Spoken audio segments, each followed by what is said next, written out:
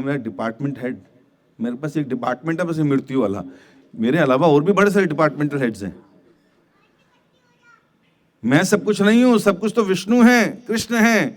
कहते हैं आज उन्हीं के दूतों को हमने देखा और उन्होंने हमसे छीन लिया वो बात। किसको लाना है किसको नहीं लेना, साफ साफ बताओ ना। कहते जिस व्यक्ति की जीवा पर भगवान का नाम हो वो कभी यहां नहीं आता, उसे कभी मत लाना, वो विष्णु की जुडिक्शन में है। यहां तो उनको लाओ जो लोग भगवान का नाम नहीं लेते, जो लोग पाप कर्मों में लगे रहते हैं, ऐसे लोगों को यहां लाओ। तो देखिए पुराने लोग नाम भी ऐसे रखते थे, कृष्णा, जगन्नाथ, सीताराम, ये नाम मिलेंगे आपको। आप जाइए चावड़ी बाजार में, ये जितने है ना, और वो कौन सी वहाँ खारी बावली जाइए, आपको नाम ही ऐसे मिलेंगे, गोवर्धन लाल, हरि प्रसाद ना, और सीताराम, राधे श्याम, आपको सबके ऐसे नाम मिलेंगे।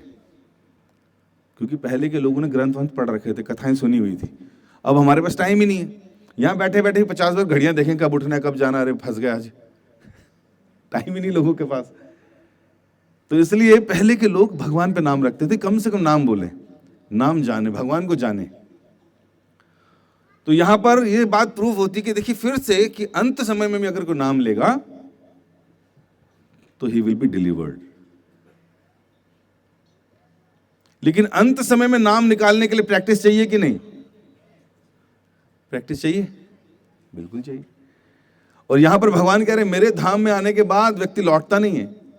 अब देखिए पूरे संसार के झगड़े क्यों हैं? क्योंकि लोगों ने ग्रंथ नहीं पढ़े, या भारत के जो ब्राह्मण और वैष्णव थे उन्होंने प्रचार नहीं किया, इसलिए सारे संसार में कलह और कलेश। किसी इस्लामिक व्यक्ति से बात कीजिए, पूछिए भगवान कहाँ रहते हैं, क्या कहते हैं अल्लाह जो है 7वें आसमान पे रहते हैं, वहां उनका सिंहासन है सोने का, और जो वहां चला जाता लौट कर नहीं आता, और उधर सूरज भी नहीं है, चंद्रमा भी नहीं है रोशनी के लिए, सेल्फ इल्यूमिनेशन है। आप बाइबल खोलिए, रेवोल्यूशन 22 वर्स 5, उसमें लिखा है कि जो लोग गॉड के पास जाते हैं ना, वहां सन भी नहीं है और मून भी नहीं है रोशनी के लिए, इल्यूमिनेशन, सेल्फ इल्यूमिनेशन है, नूर है, प्रकाश अपने आप निकलता है। और जो वहां चले जाते हैं लौट के नीचे नहीं आते। आप ग्रंथ साहिब खोलिए, राग गरुड़ गुराड़ी मुल्ला हसपुरा 4 के 5, उसमें कह रहे गोविंद का एक ऐसा धाम है ना तो सूर्य है ना चंद्रमा, और जो वहां चले जाते हैं लौट के नीचे नहीं आते। और भगवत गीता खोलिए, भगवान कृष्ण कह रहे हैं ना तद भासयते सूर्यो ना शशांको ना पावकः यत गत्वा ना निर्वर्तन्ते तद धाम परमम मम। भगवान कह रहे मेरा वो धाम ना तो सूर्य से चमकता है ना ही चंद्रमा से, सेल्फ इल्यूमिनेशन है। और जो लोग वहां चले जाते हैं लौट कर नीचे नहीं आते। अब बताइए, समानताएं हैं चारों शास्त्रों में। एक चीज अलग भी है वैसे, क्या? एक तो ये बताया वहां सन नहीं है, मून नहीं, सब सारे शास्त्रों में बताया। जो चले जाते हैं लौट कर नीचे नहीं, तो ये भी सेम है। एक चीज है जो थोड़ा सा अलग है, और वो ये कि यहां पर मोहम्मद कह रहे हैं कि वो अल्लाह का धाम है, यीशु कह रहे हैं कि वो गॉड का धाम है, गुरु नानक देव जी कह रहे हैं वो गोविंद का धाम है, और कृष्ण क्या कह रहे हैं? मेरा धाम है। कितने हो गए भगवान? 4? कितने? एक ही है, और वो कौन है? पूरा ग्रंथ साहिब उठा लो, हरि राम विठल गोवर्धन धारी यशोदा के अलावा कुछ नहीं मिलेगा। पूरे संसार में यही तो समझाना है, तब झगड़े खत्म हो गए, पता चल जाएगा ना। एक पिताजी आर्मी में काम करते थे, हर साल 2 साल में उनकी पोस्टिंग अलग हो जाती थी, तो चाची मामी के पास ही लड़का छोड़ देते थे, है ना। तो एक अब्बू बोलता था, एक बाबा बोलता था, एक डैड बोलता था और एक पापा बोलता था। अब चारों लड़ पड़े आपस में, मेरे पापा ज्यादा अच्छे, वो कहता मेरे अब्बू ज्यादा अच्छे। एक दिन बापू आए, देखे सर फटे पड़े सबके, कहते भाई मैं ही हूं तुम्हारा बाप, क्यों लड़ रहे हो आपस में? बस शब्दों में ही तो बात अलग है। आप तो पुराने लोग भी, यहां तो कितने लोगों ने देखी अमर अकबर एंथनी? कितने लोगों ने देखी, है ना? क्या होता है उसमें? एक कृष्ण लाल नाम का व्यक्ति होता है, उसके 3 बेटे होते हैं, बिछड़ जाते हैं, एक हिंदू पालता है, एक मुस्लिम पालता है और एक ईसाई पालता है, और आखिर में पता चल जाता है हम सबका बाप कौन है? वो कृष्णलाल। पुराने लोगों में अक्कल थी इसलिए नाम वैसे रखते थे। आजकल के लोगों में अक्कल अंकल, आजकल के लोगों में है नहीं। तो practice makes a man perfect. बच्चों को अपने आप को तैयार करना और क्या सीखना, art of dying instead of art of living. Art of dying सीखना कि ऐसे मरें कि वापस ना आए। और ऐसा मरने का मतलब क्या है कि अंत समय में भगवान का नाम निकले। और नाम तब निकलेगा जब उसकी प्रैक्टिस की होगी। कितने लोग प्रैक्टिस करना चाहते हैं? 3-4 लोग बस। यहां तो कर लीजिए सब लोग आज। चलिए, सब तैयार हैं प्रैक्टिस करने के लिए? हरे कृष्णा। हरे कृष्णा हरे कृष्णा कृष्णा कृष्णा हरे हरे, हरे राम राम राम हरे हरे। हरे कृष्णा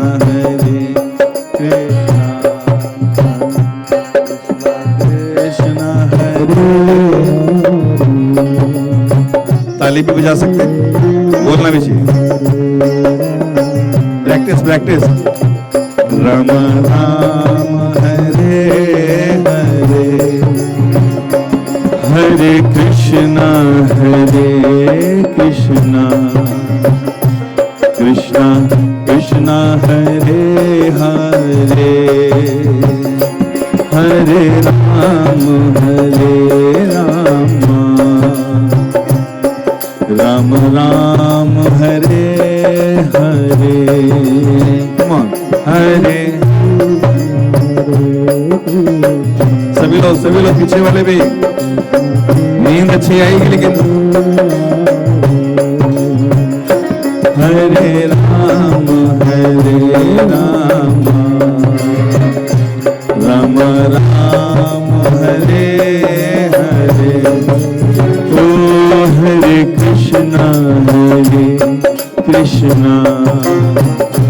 कृष्णा कृष्णा हरे हरे, हरे राम राम राम हरे हरे। हरे जोर से कृष्णा कृष्णा हरे हरे, हरे राम राम राम हरे। हरे कृष्णा कृष्णा कृष्णा हरे हरे, हरे राम राम राम हरे हरे। हरे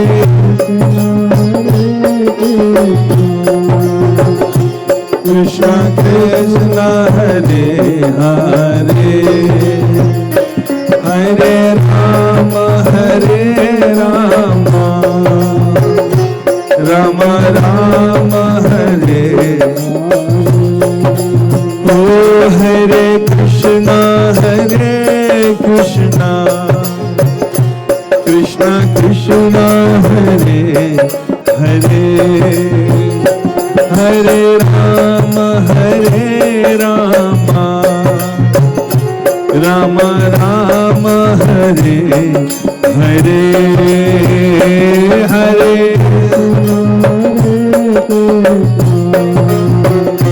कृष्णा कृष्णा हरे हरे, हरे राम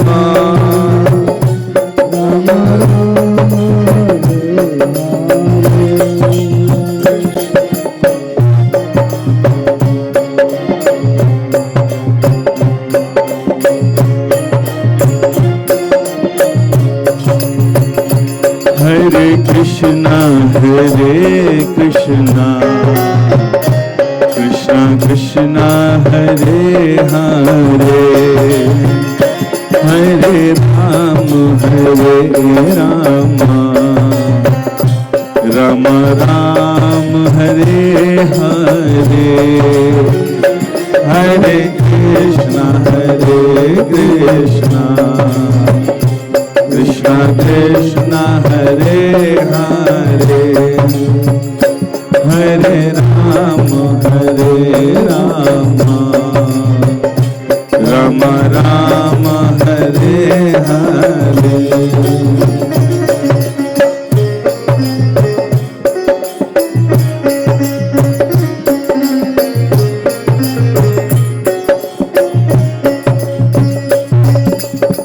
बताते हैं अभी हम सब लोग कुंभ होकर आए थे, 144 साल बाद लोगों ने कहा मैं डुबकी लगा लो, बड़ा पुण्य मिलेगा।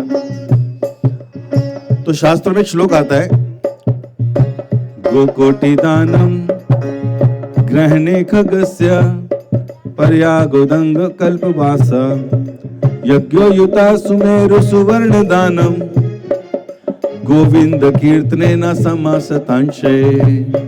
इसका क्या मतलब है? एक मिनट। इस श्लोक का मतलब है कि अगर कोई व्यक्ति 1 करोड़ गाय का दान करता है, बड़ा पुण्य मिलेगा उसको, और 1 कल्प तक वास करता है कहां? प्रयागराज में, जहां पर गंगा जमुना और सरस्वती का संगम होता है, तो रोज ही डुबकी लगाएगा। 1 कल्प मतलब ब्रह्मा जी का 1 दिन। और तीसरा कहा सुमेरु पर्वत के भार के बराबर यज्ञ में दान करता है सोना, तो उसका कितना लाभ होगा? तो कह रहे हैं तीनों को बराबर कर लो, एक ही जगह रख लो इन तीनों फलों को, और कह रहे हैं गोविंद कीर्तने न सम्मह शतांशय। ये भगवान गोविंद के कीर्तन के 100वें भाग के भी बराबर नहीं है कि इतना फल अगर कोई भगवान का कीर्तन करता है। तो अगर कोई नहीं गया और उसने कीर्तन कर लिया तो उसे घर बैठे ही वो सारा फल मिल गया। हम लोग कलयुगी लोग हैं ना, हर चीज में प्रॉफिट देखते हैं, हाथ ही वहीं डालेंगे जहां कुछ मिलता हो। तो इस श्लोक के हिसाब से बड़ा कुछ मिल रहा है कि नहीं? तो इसलिए कीर्तन करना चाहिए। गोविंद जय जय गोपाल जय जय गोविंद, हाँ गोविंद जय जय गोपाल जय जय गोविंद,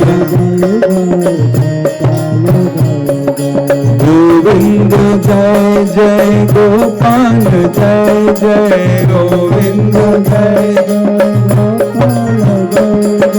गोविंद जय जय गोपाल जय जय गोविंद राधा रमण हरि गोविंद जय जय,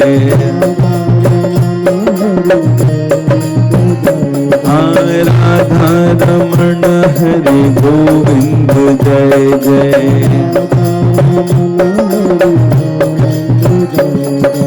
गोविंद बोलो हरि गोपाल बोलो, गोविंद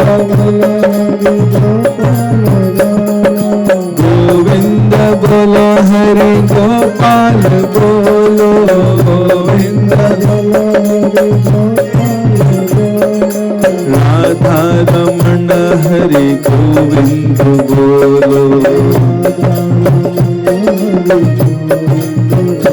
हाँ राधा रमण हरि गोविंद बोलो, राधा ओ गोविंद जय जय गोपाल जय जय, हरे कृष्णा कृष्ण कृष्णा हरे हरे, हरे राम राम राम हरे हरे, हरे कृष्णा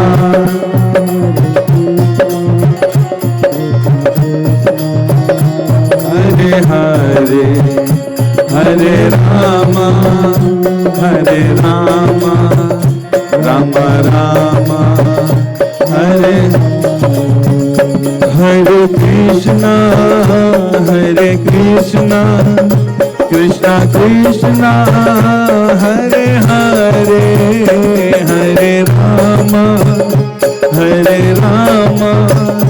राम राम हरे हरे हरे कृष्णा कृष्णा कृष्णा हरे हरे हरे राम राम राम ओ हरे कृष्णा कृष्णा कृष्णा हरे हरे हरे राम राम राम हरे हरे हरे कृष्णा कृष्णा कृष्णा हरे हरे हरे राम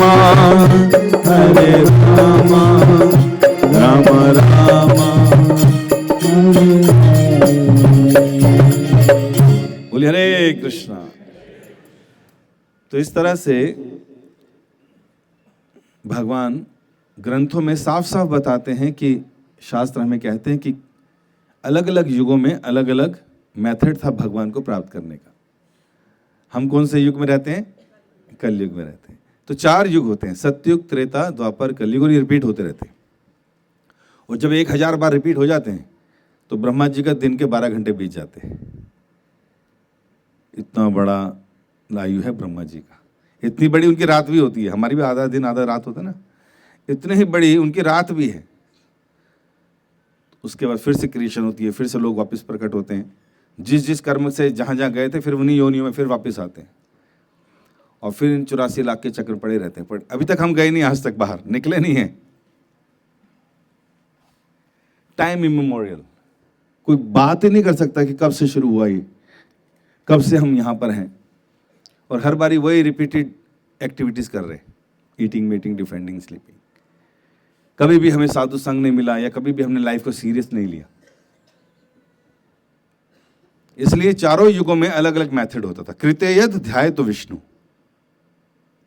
सत्युग में विष्णु का ध्यान, तो गुफाओं में जाके लोग योगी जन ध्यान करते थे, भगवान का दर्शन कर लेते थे, जन्म मृत्यु से मुक्त हो जाते थे। कितना आसान था नहीं? 1 लाख साल उम्र होती थी लोगों की सत्युग में, और हजारों साल तक ध्यान करते थे। जब युग बदल गया तो त्रेता युग आ गया, और त्रेता युग में वो विधि बदल गई क्योंकि लोगों की उम्र कम हो गई। अब लोग 10,000 साल तक ही जीते थे, इसलिए यज्ञ शुरू हो गए। त्रेतायाम यजतो मखे। अब यज्ञ में भगवान विष्णु को प्रसन्न करते थे और मुक्त हो जाते थे। फिर युग बदल गया, द्वापर युग आ गया, इसमें लोगों की उम्र 1000 साल रह गई। द्वापरे परिचर्याम, द्वापर युग में पूजा अर्चना शुरू हो गई।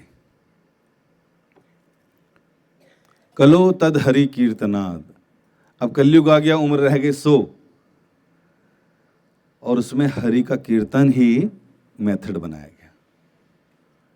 इसलिए आप देखिए हर धर्म में लोग कीर्तन करते नजर आएंगे, भगवान का नाम लेते ही नजर आएंगे। कोई नया मेथड नहीं दिया, हर जगह यही मेथड है। और उम्र भी 100 थी। अभी कल हमारे मंदिर में एक प्रोग्राम था जिसमें एक माता जी के 100 वर्ष पूरे हो गए थे, और वो अपना बर्थडे सेलिब्रेट कर रही थी इस्कॉन मंदिर में, और 100 साल में भी वो नाच रही थी। और दीक्षित भक्त है, इस्कॉन से माला करती है, और 100 साल की उम्र में भी वो हाथ उठा के नाच रही है, पूरा परिवार नाच रहा है। 7 पीढ़ियां देख ली उसने, कहते 7वीं भी देख ली। कहते हैं बड़ा हुआ तो क्या हुआ, जैसे पेड़ खजूर, पंछिन को छाया नहीं, फल लग जाती दूर। उम्र बड़ी हो जाना ये कोई बहुत बड़ी अचीवमेंट नहीं है, नहीं तो खाली एक बड़े पेड़ के समान ही है वो, ना तो छाया नीचे आती है ना कुछ खाने को मिलता उससे। लेकिन अगर आयु लंबी है और उसका हम प्रॉपर यूज कर रहे हैं, तब फायदा है। जैसे हम योग भी करते हैं जो पार्कों में, उसके पीछे पर्पस भगवान का ध्यान थोड़ी है, उसमें पर्पस तो समोसा और ब्रेड पकौड़ा है जो खा नहीं पाते आजकल। उसके पीछे तो डाइटिंग है भाई, उछल कूद लो थोड़ा, तभी ठीक लगोगे, थोड़ा और भोग कर सकोगे। तो ये योग हम कर रहे हैं, दैट इज फॉर भोग, फॉर मोर एंजॉयमेंट। उसका योग, असली योग से कोई लेना देना नहीं है। लेकिन जो योग पहले कराते थे वो यम, नियम, आसन, प्राणायाम, प्रत्याहार, धारणा, ध्यान, समाधि, वो था सत्विक वाला, जिसमें समाधि में जाके लोग दर्शन कर लेते थे भगवान। तो भगवान को पता कलयुग के लोग निकृष्ट हैं, युग भी निकृष्ट हैं, तो ये कलह कलेशों का युग है, तो इसमें तो लड़ाइयाँ झगड़े रहने। लेकिन साधन भी बहुत सरल दे दिया, बहुत सरल साधन दे दिया। और उस साधन क्या है कि बस जहाँ हो वहीं रहकर भगवान का नाम जप करते रहो। इसलिए हमारे शास्त्रों में कहा हरेर नाम हरेर नाम हरेर नाम एव केवलम कलो नास्ते व नास्ते व नास्ते व गतिरन्यथा, कि कलयुग में केवल हरि का नाम हरि का नाम हरि का नाम ही उद्धार करेगा, दूसरा कोई रास्ता नहीं, कोई रास्ता नहीं, कोई रास्ता नहीं। तो मैं जो भी बोल रहा हूँ उसके पीछे में श्लोक इसलिए कोट कर रहा हूँ ताकि आपको ऐसा न लगे मन अपने मन के हिसाब से कुछ भी बता दिया। जनरली भारत में होता है, कोई भी साधु टाइप देखे उससे कुछ भी सुन लो, पत्थर की लकीर हो जाती है हमारी लाइफ के लिए। हम क्वेश्चन नहीं करते, क्वेरीज नहीं करते, पूछते नहीं है कि आप करते हो कि नहीं करते, है ना। और सिखिज्म में भी यही मंत्र हर जगह, हरि और राम, और यही मंत्र नानक देव जी भी यही जपते थे। और उन्होंने तो जो नाम दिया वाहे गुरु, मुझे किसी सिख ने एक पर्ची पे लिखकर भेजा, फिर मैंने किताब में देखा तो ठीक था। उन्होंने कहा कि वाहे गुरु शब्द का मतलब है वासुदेव, हरि, गोविंद, राम। ये 4 शब्द भगवान के जो नाम हैं पहले आगे के अक्षर से बनाया गया है, ताकि जब लोग वाहे गुरु बोलें तो चारों युगों के भगवान के अवतारों का स्मरण कर सके। वासुदेव, हा से हरि, गा से गोविंद, रा से राम। लेकिन कितने लोग चीजें समझ के करते हैं? नहीं, रिपीटेशन है लेकिन, रिचुअल्स हैं लेकिन करते नहीं, समझते नहीं चीज़ों को। और क्रिश्चियनिटी में उनकी 10 कमांडमेंट्स हैं, उसमें एक है thou should chant the holy name of the Lord, कि तुम्हें भगवान के नामों का जप करना चाहिए। इसलिए वो रोजरी बीट्स पे करते हैं। और इस्लाम में भी देखिए उनके मुंह पर अल्लाह अकबर रहता है कि भगवान बहुत महान है, बहुत महान है। और 99 नेम्स ऑफ अल्लाह दिए, अल रहीम, अल रहमान, कि भगवान बहुत दयालु हैं, बहुत कृपालु हैं, तो वो नाम जपते। ये बात अलग है कि उनको समझाने वाले लोग उतने उत्कृष्ट नहीं हैं, जिसकी वजह से पूरे संसार में कलेश हैं। लेकिन जिस दिन समझदार को व्यक्ति आ गया और ठीक से समझा दी चीज़ें, तो सब ठीक हो जाएगा। लेकिन वो ठीक समझाने वाले सब यहाँ बैठे हैं, बिजनेस में लगे हुए। Sharma tea stall, Bharadwaj meat shop, जो ब्राह्मण लोग थे वो खुद कुकर्म में लगे हुए। जिनको सिखाना था, समझाना था, वो खुद डॉक्टर इंजीनियर बन के अपने प्रोफेशन छोड़ दिए। तो समाज तो अंधकार में जाएगा जाएगा। क्लासरूम में जब टीचर नहीं होता तो क्या होता था?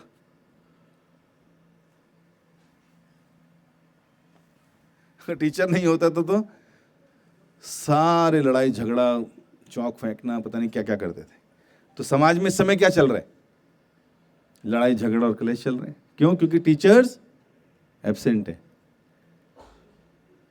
और टीचर्स कौन थे? ब्राह्मण्स, जिनका काम था कि धर्म को ठीक से समझो और बाकी के वर्गों को समझाओ, ताकि उनको अपलिफ्ट करके जन्म मृत्यु से बाहर निकाला जा सके। अब टीचर्स ही नहीं है सिखाने वाले, करवाने वाले, तो इसलिए इस्कॉन जैसी संस्था खोली गई प्रभुपाद जी के द्वारा। पूरे विश्व में ब्राह्मण्स तैयार किए जा रहे हैं, हेड ऑफ द सोसाइटी, जो देखेगा, समझेगा, पूरे समाज को दिशा देगा।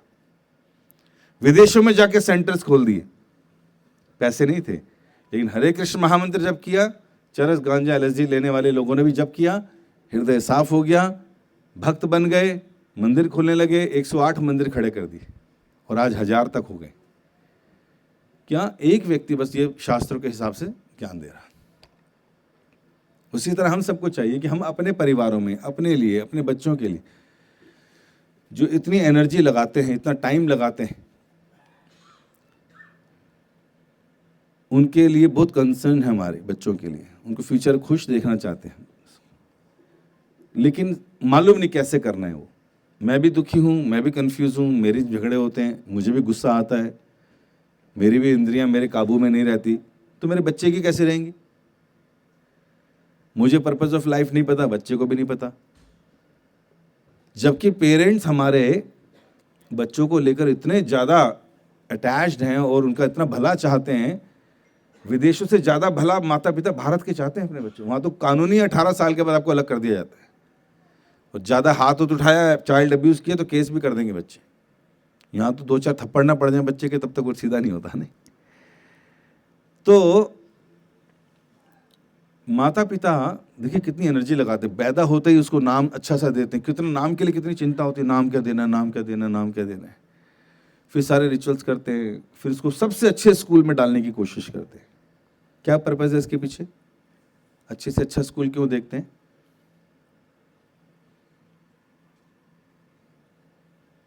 ताकि उसको अच्छी शिक्षा मिले। अच्छी शिक्षा मिलेगी तो अच्छी डिग्री मिलेगी, कल को अपने पैरों पे स्टैंड होगा, खड़ा होगा, कल पे किसी भी डिपेंडेंट हाथ नहीं फैलाएगा किसी के आगे। और उसको पढ़ाने लिखाने के लिए हम कितनी मेहनत करते हैं। पापा भी आके पूछते हैं शाम को, मम्मी खुद ट्यूटर की तरह लगी रहती है, साथ में एक्स्ट्रा ट्यूशन्स भी लगाती है, स्कूल छोड़ने जाते हैं, स्कूल से लेकर आते हैं, कितना ध्यान रखते हैं बच्चों का। और उसके बाद जब पढ़ लिख जाता है बच्चा, उसके बाद सब सीखने के बाद पेरेंट्स, पापा तो खासकर, सब कुछ इकट्ठा करते रहते हैं उसके लिए कि इतना कर जाऊं कि आने वाली 7 पुश्ते बैठ कर खाएं। तो पूत कपूत तो क्यों धन संचय, और पूत सपूत तो क्यों धन संचय। भाई अगर बच्चा अच्छा है तो फिर भी धन की आवश्यकता नहीं, खुद कमा लेगा। आज भी गांवों से लोग आ रहे हैं और बड़े बड़े इंडस्ट्रीज बन जाते हैं, ऐसा नहीं कि अपॉर्चुनिटी खत्म हो गई। और अगर पूत कपूत है तो जितना आपने इकट्ठा किया 7 पुश्ते छोड़ो, 7 साल में खत्म कर देगा। हमारे मंदिर में केस आया था ऐसा। वो केस क्या था कि एक बहुत अच्छे परिवार का लड़का था, लंदन से मास्टर्स करके आया था, यहाँ गुरुग्राम में गलत संगति में पड़ गया, जुआ खेलने लगा तो 10 लाख का उधार चढ़ गया उस पर। अच्छे परिवार का लड़का, पिताजी रोहतक में 60 एकड़ लैंड है उनके पास, रोहतक जैसी जगह में 60 एकड़। आज सोचो, शादीशुदा एक छोटी बिटिया है, गलत संगति। क्योंकि अगर पैसा है तो उछलेगा जेब में, अगर संस्कार नहीं है तो कहीं ना कहीं तो लगाएगा व्यक्ति। सरसों का साग मक्की की रोटी कितनी खा लेगा वो, तो वो फिर टंगड़ी नहीं खाएगा, कुछ पकाएगा नहीं, इस तरह की पाप नहीं करेगा तो फिर कहाँ चलेगा ऐसे। तो उसने क्या किया, वो 10 लाख का जो लोन चढ़ गया उस पर, उसने कहा कि ये कैसे चुकाऊं, घर में बताऊंगा तो, और वहाँ पैसे नहीं दिए तो वो लोग मार देंगे। उसने क्या किया, पंजाबी बाग आया। उसको लगा पंजाबी बाग में भी बड़े रिच लोग रहते हैं, 2200 गज की कोठी है, 100 गज की उनके, सॉरी 2200 गज के घर है, 100 करोड़ की उनकी कोठियों के दाम है। गरीब आदमी वहाँ 100 करोड़ का तो है। उसने क्या किया, हंसराज मॉडल स्कूल के गेट पे गाड़ी खड़ी करी अपनी, और एक बच्चा उठाया और गाड़ी में डाला, किडनैप करके भाग गया। हमें पता चला, उसके माता पिता को रोते रोते फोन आया। वो डिवोटी ही था उसके, उनके बच्चा था। और फिर इधर उधर फ़ोन किए, पुलिस ने पीछा करा, जहाँ से कॉल आ रही थी ट्रेस किया, उसके पीछे भागे। रात को 11-12 बजे जाकर वो पकड़ा गया। और बाद में पता चला कि वो इतने अच्छे घर से, इनोसेंट बॉय था बेचारा, बस उस 10 लाख का लोन उतारने के चक्कर में पेरेंट्स को फ़ोन करता है, 20 लाख दो, 15 लाख दो और 10 लाख दो। जब पत्नी को पता चला, उसने वो घर छोड़ दिया, बच्ची लेके चली गई कि अब वापस नहीं आऊंगी। पिताजी का रो रो के बुरा हाल। फिर वो आए कि प्रभु जी कुछ कराओ, ख़त्म कराओ ये सब चीज़ें। हमने भी रिक्वेस्ट करी पुलिस वालों से, भाई अब कोर्ट में जा चुका था केस।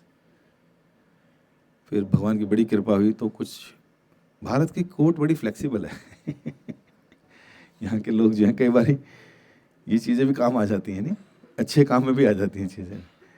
तो जल्दी हो गया उसका काम, लेकिन अब घर परिवार बर्बाद हो गया। लेकिन तो अगर सब कुछ हमने करवाया बच्चों को, सब कुछ दे के भी जाएंगे, लेकिन संस्कार देना भूल गए, संस्कार नहीं दे पाए, टाइम ही नहीं था। आते बच्चा 4 बजे था, फिर खिलाते थे, सुला देते थे, फिर ट्यूटर सर पे खड़ी हो जाती थी। ऐसे निकल गए दिन, 25 साल हुए, फिर लड़का लड़की ने एक दूसरे को देखा, फिर उनकी शादी हो गई, दोनों एक जैसे। अब उसको भी कख नहीं आता, उसको भी कख नहीं आता।